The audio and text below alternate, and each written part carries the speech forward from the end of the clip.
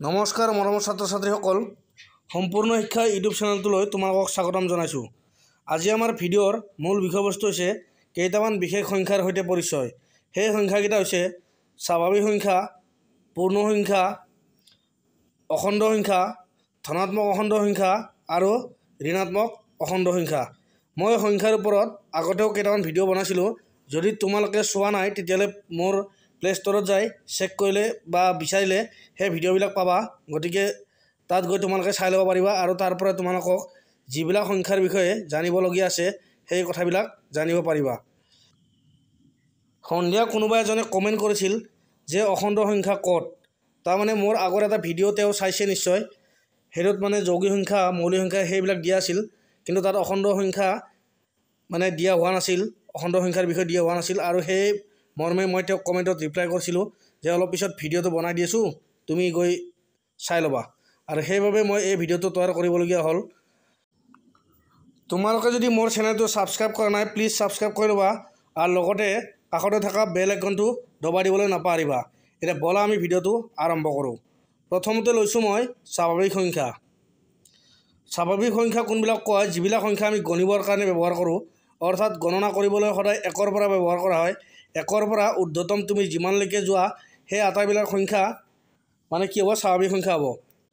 যেনে আমি একৰ পৰা লৈছোঁ 1, 2, 3 এনেকৈ গৈ গৈ গৈ আমি যিমানলৈকে যাব পাৰোঁ এই আটাইবিলাকে কি হ'ব? স্বাভাৱিক সংখ্যা। এইবাৰ লৈছোঁ পূৰ্ণ সংখ্যা। পূৰ্ণ সংখ্যা সেইবিলাক সংখ্যাই হয়, স্বাভাৱিক সংখ্যাবিলাককে পূৰ্ণ সংখ্যা বুলি ক'ব পাৰি, কিন্তু তাত শূন্যৰ পৰা আৰম্ভ হ'ব। মানে শূন্যক লগত লৈ যিমানবিলাক স্বাভাৱিক সংখ্যা আছে এই আটাইবিলাক সংখ্যাকে একেলগে পূৰ্ণ সংখ্যা বুলি কোৱা হয়। মানে শূন্যটো এটা পূৰ্ণ সংখ্যা কিন্তু এটা স্বাভাৱিক সংখ্যা নহয়। অৰ্থাৎ 0, 1, 2, 3 এনেকৈ গৈ গৈ গৈ আমি ঊৰ্ধ্বতম যিমানলৈকে যাব পাৰোঁ এই আটাইবিলাকে হৈছে পূৰ্ণ সংখ্যা।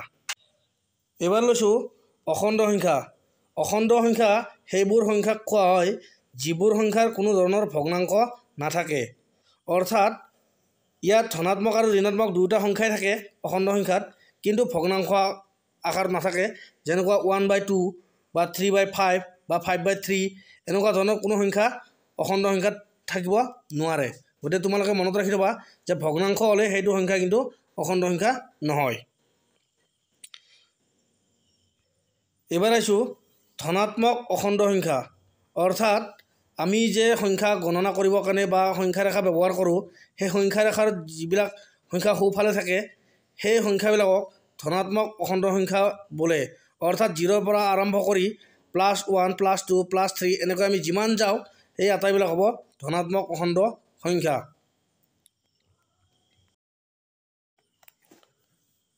এইবাৰ পৰৱৰ্তী সংখ্যাটো হৈছে ঋণাত্মক অখণ্ড সংখ্যা। ঋণাত্মক অখণ্ড সংখ্যা বুলি ক'লে সংখ্যা ৰেখাৰ বাওঁফালে থকা সংখ্যাবোৰে হৈছে ঋণাত্মক অখণ্ড সংখ্যা। অৰ্থাৎ 0ৰ পৰা আমি পিছুৱাই আহিব লাগিব, -1, -2, -3 এনেকৈ আমি যিমান সংখ্যাৰ পিছলৈ যাই থাকিব পাৰোঁ সেই আটাইবিলাক হ'ব ঋণাত্মক অখণ্ড সংখ্যা। গতিকে নিশ্চয় তোমালোকে বুজি পাইছা। মই ইয়াত দেখাই দিছোঁ ঋণাত্মক অখণ্ড সংখ্যা কোনবিলাক। তোমালোকে এনেকৈ ভালদৰে বুজি ল'বা ষ্ট্ৰাকচাৰটো চাই কিনে। ইয়াত মই 0ৰ পৰা পিছুৱাইছোঁ -1, -2, -3 এনেকৈ পিছুৱাই যোৱা সংখ্যাবিলাক হ'ব ঋণাত্মক অখণ্ড সংখ্যা। যদি ভিডিঅ'টো ভাল লাগিছে প্লিজ লাইক কৰিবা আৰু শ্বেয়াৰ কৰিবলৈ নাপাহৰিবা। ধন্যবাদ। জয় অসম।